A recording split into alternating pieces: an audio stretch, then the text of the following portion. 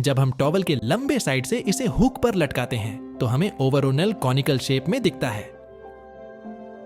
सबसे नीचे की ओर हमें 2 कॉनिकल शेप में लटका हुआ दिखता है और टॉवल फोल्डेड होता है घुमावदार तरीके से।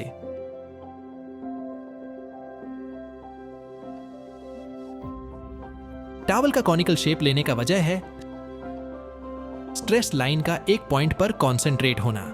जब स्ट्रेस लाइन एक दूसरे के पैरेलल होता है तो हमें 4 साइडेड रीजन दिखता है, जो कि हमें ऐसा शेप तब दिखता है जब टॉवल को 2 कॉर्नर एंड से पकड़ा जाए।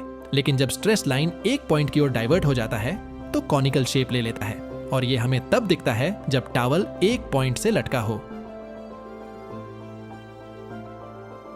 नीचे की ओर लटका हुआ 2 कॉनिकल शेप, असल में ये 2 कॉर्नर होता है।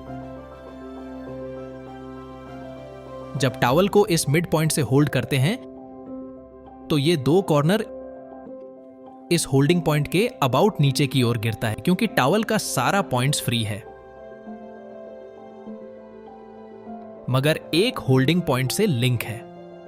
इसलिए ये holding point centre of radius की तरह काम करता है और सारा का सारा पॉइंट्स नीचे की ओर सर्कुलर पाथ में आने लगता है। चूंकि एक होल्डिंग पॉइंट पर लटकने से टॉवल का सारा पॉइंट्स एक दूसरे के पास आ जाता है, इसलिए टॉवल खुद को कर्ली शेप में ढाल लेता है।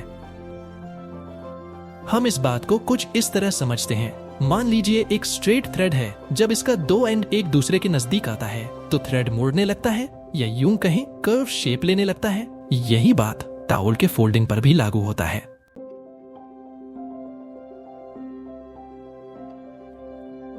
तो हमें एक आइडिया पता चल गया कि जब भी टॉवल को हुक पर लटकाते हैं तो यह कॉनिकल शेप ले लेता है। इसके 2 एंड पर नीचे लटका हुआ कॉर्नर और फोल्डेड शेप लिया हुआ टॉवल क्यों नजर आता है?